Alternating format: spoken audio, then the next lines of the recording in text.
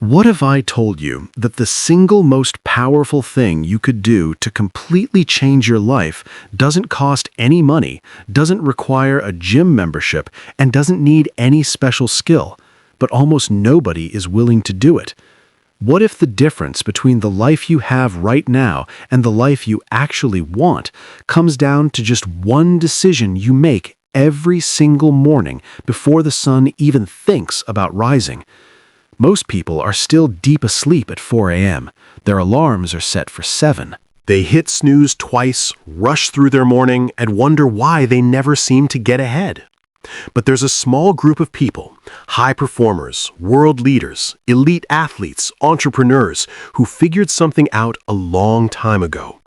They figured out that 4 a.m. isn't a punishment, it's a privilege. And today, we're going to talk about why, and more importantly, how you can use it to completely transform your life. Welcome, and if you're new here, this is Mind Decode, where we break down the science and psychology behind human potential in a way that's actually easy to understand and use in your everyday life. If that sounds like your kind of thing, hit subscribe and give this video a like. It genuinely helps us keep making content like this, and it takes about 2 seconds. Now, let's get into it. So let's start with something a little uncomfortable. Let's start with the truth about why most of us feel stuck. You wake up already behind. Your phone is buzzing, you've got emails to answer, kids to get ready, traffic to deal with, work to get through. By the time you actually have a quiet moment to think, to really think, it's 10 p.m., you're exhausted, and you collapse into bed only to do it all again tomorrow. Sound familiar? That's not a life problem, that's a time problem. And specifically, it's a morning problem. The reason so many people feel like they're always reacting to their life instead of actually creating it is because they start their day already behind the 8 ball. They wake up and immediately hand control of their mind over to other people, to notifications, to demands, to chaos. The 4 a.m. wake-up is the antidote to that. But here's the thing, and I want to be really clear about this right from the start. This is not about suffering. This is not some macho, push-through-the-pain productivity hack for people who want to brag about how little they sleep. This is about something much deeper than that. This is about reclaiming your time, your thoughts, your identity. Let me explain what I mean. There's something almost magical about 4 a.m. I know that sounds a bit dramatic, but stay with me. At 4 a.m., the world is silent. Not quiet, silent. There are no calls coming in, there are no texts, no one needs anything from you. Social media is barely moving. The demands of work haven't kicked in yet. Your family is asleep. And for the first time in the entire day, possibly the only time in the entire day, the world belongs entirely to you. That window, those few hours between 4 a.m. and the time the rest of the world wakes up, that is your secret weapon. And some of the most successful, most fulfilled people on the planet have known this for years. Let's talk about some names you'll recognize. Tim Cook, the CEO of Apple, reportedly starts his day at 3:45 in the morning. He's answering emails and planning his day before most people have even turned off their alarm. Michelle Obama has spoken publicly about waking up at 4:30 a.m. to get in her workout before the chaos of family life and a full schedule kicks in. Oprah Winfrey, one of the most influential people on the planet, is famously an early riser. Dwayne Johnson, The Rock, posts those gym selfies at 4 a.m. not to show off, but because that's genuinely when he's working. Jocko Willink, the former Navy SEAL and leadership expert, is posting his 4:30 a.m. watch photos every single morning, not for attention, but because he believes the early morning is where discipline is built and where the day is won or lost. Now, I'm not saying that waking up at 4 a.m. automatically makes you as successful as any of these people, but I am saying that there is a pattern here that is too consistent to ignore. So what is actually happening at 4 a.m. that makes it so powerful? Let's go a little deeper, because this is where it gets really interesting. From a neuroscience perspective, your brain in the early morning hours, particularly after a full night of quality sleep, is operating in a state that is genuinely different from any other point in the day. Your prefrontal cortex, which is the part of your brain responsible for focus, decision-making, creativity, and self-control, is at its sharpest right after sleep. You haven't yet depleted your cognitive resources with 1,000 small decisions. You haven't yet been hit with the emotional noise of the day. Your cortisol levels, which is your body's natural alertness hormone, actually peak in the early morning hours, giving you a natural energy boost that, when harnessed correctly, can fuel hours of focused, high-quality work. In other words, your brain is literally primed for peak performance in the early morning. The problem is, most people waste that window by immediately handing it to their phone.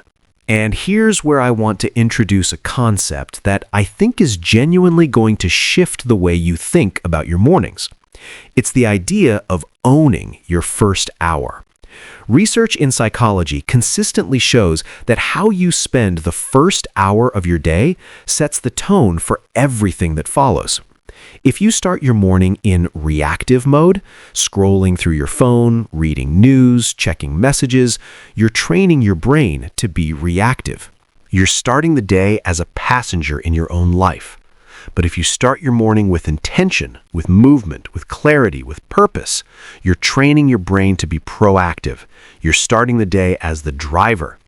And at 4 a.m., that first hour is completely protected. Nobody is going to interrupt you. Nobody is going to pull you off course. It's yours. Now, I want to address something that I know is running through your head right now. That sounds great, but I am not a morning person. I hear that all the time. And I get it, I really do. The idea of setting an alarm for 4 a.m. when you currently wake up at 7 sounds borderline insane. But here's what the science actually says about so-called morning people versus night owls. While there is some genetic component to your natural sleep preference, called your chronotype, it is far more flexible than most people realize. Studies have shown that with consistent behavior changes, people can shift their chronotype significantly within just a few weeks. In other words, "I'm not a morning person" is not a fixed truth about you. It's a current habit, and habits can be changed. But let's be real. The shift doesn't happen overnight. No pun intended. If you try to go from waking up at 7:30 to jolting yourself awake at 4 a.m. tomorrow, you're going to last about 3 days before you crash and burn. The approach that actually works is gradual. You move your alarm back by 15 to 30 minutes every few days, giving your body time to adjust. You protect your sleep by going to bed earlier, and I want to be very clear about this because so many people miss it. Waking up at 4 a.m. does not mean sleeping less. It means shifting your sleep window. If you need 7 or 8 hours of sleep, and most adults do, then waking up at 4 a.m. means you need to be asleep by 8 or 9 p.m. That's the deal. You're not squeezing more productivity out of less sleep. You're restructuring your day so that your most valuable hours align with your best mental state. Let's talk about what you actually do with that time, because this is where a lot of people get it wrong. They wake up early, sit in the kitchen, feel groggy and disoriented, wonder what the point is, and go back to bed. The secret to making the 4 a.m. hour genuinely transformative is having a plan before your head hits the pillow. Not a complicated plan, not a rigid schedule, just knowing the night before what you're going to do with that time. Because here's the thing. When it's 4 in the morning and your bed is warm and your alarm is screaming, your brain is going to look for any reason to stay horizontal. If you don't have a clear and compelling reason to get up, you won't. But if you know, like really know, that you're getting up to work on your book, or to train for that half marathon, or to sit in the quiet and meditate and just breathe for the first time in days, that purpose becomes a pull. It becomes something worth getting up for. And this brings me to what I think is the most underrated benefit of the 4 a.m. wake-up, and it has nothing to do with productivity in the traditional sense. It has to do with identity. When you wake up at 4 a.m., you're making a statement to yourself. You're saying, I am someone who takes my goals seriously. I am someone who keeps promises to myself. I am someone who is willing to do what others won't. And here's why that matters so much. Because the stories we tell about ourselves are the blueprints for our behavior. When you consistently wake up at 4 a.m. and do the work, you start to think of yourself as a disciplined person, a committed person, a person who shows up. And when you think of yourself that way, you start to make other decisions that are consistent with that identity. You eat better, you work harder, you follow through more. It becomes a positive feedback loop that ripples through every area of your life. There's a psychological principle called the commitment and consistency effect. The idea that once we take an action that aligns with a certain identity, we are highly motivated to keep taking actions that are consistent with that identity. Waking up at 4 a.m. might seem like one small act, but what it does to your sense of self is enormous. Now, let me tell you about something that happened to a woman I read about. A teacher, mom of two, living in suburban Australia. Not a high-powered executive, not a professional athlete, just someone who felt like her life had completely swallowed her whole. She had dreams of starting a small business on the side, but there was never any time. Every evening was taken up with dinner, homework, bath time, and by 9 p.m. she was so tired she couldn't think straight. A friend suggested the 4 a.m. idea, almost as a joke. She tried it. The first week was rough. The second week was less rough. By the third week, she was waking up at 4 a.m. almost automatically, spending 2 hours every morning working on her business plan, learning new skills, and doing something that was entirely hers. Within 6 months, she had launched her side business. Within a year, it was generating enough income that she reduced her teaching hours. She didn't win the lottery. She didn't get a lucky break. She just found 2 extra hours a day that had always been there, hiding in the dark. That story hits differently when you realize this woman isn't exceptional. She's ordinary, just like most of us. The only thing she did differently was decide that those 2 quiet hours in the morning belonged to her future, not her exhaustion. Let's talk about some practical strategies. Because I know some of you are sitting there thinking, okay, I'm in, but how do I actually make this work in the real world? The first thing, and I cannot stress this enough, is the night before routine. Your morning actually begins the night before. Decide what you're getting up for. Write it down if you need to. Set your coffee maker to auto brew. Put your workout clothes next to the bed. Remove every possible friction point between waking up and doing the thing. The less you have to think in those first groggy minutes, the better. The second thing is to get your phone out of your bedroom, or at least keep it face down and on Do Not Disturb until your morning work is done. The phone is the #1 enemy of the 4 a.m. hour. The moment you pick it up and start scrolling, your brain switches from creator mode to consumer mode, and it is very hard to switch back. Protect that window like it's precious, because it is. The third strategy is to start with something physical, even if it's just 10 minutes of stretching or a short walk outside. Movement in the early morning does something powerful to your body and brain. It signals wakefulness. It releases endorphins. It clears the mental fog, and it gives you a small win before the day has even officially started. There's a reason so many high performers prioritize physical movement first thing. It's not just about fitness, it's about state management. When your body feels awake and alive, your mind follows. The fourth thing is to use the time for what actually matters to you, not what is urgent, but what is important. There's a big difference. Urgent things are the emails, the tasks, the endless to-do list. Important things are the projects you've been putting off, the skills you want to build, the person you want to become. The 4 a.m. hour is not the time to clear your inbox. That's not what it's for. That's like having a rare, magical ingredient and using it to make instant noodles. Use it for the thing that in 5 years you'll be grateful you started. And here's something worth sitting with for a moment. Think about the version of yourself 5 years from now. Not the version who kept hitting snooze and saying, "I'll start tomorrow." The version who got up every morning, even when it was cold and dark and hard. Who spent that hour building something, a skill, a business, a body, a creative practice, a peace of mind. Who showed up for themselves consistently, quietly, in the dark, when nobody was watching. What does that version of you look like? What does their life look like? What have they built? That version of you is not a fantasy. That version of you is one decision away, one alarm setting away, one morning at a time. I want to be honest with you about something, though, because I think it's important to keep this real. Waking up at 4 a.m. is not a magic bullet. It doesn't fix a broken sleep schedule or compensate for burning out or neglecting your mental health. It's not for everyone in every season of life. If you have a newborn, or you're recovering from an illness, or you're going through something genuinely difficult, please sleep. Rest is not laziness. Rest is recovery. The 4 a.m. habit works because it's built on a foundation of good sleep, clear intention, and genuine purpose.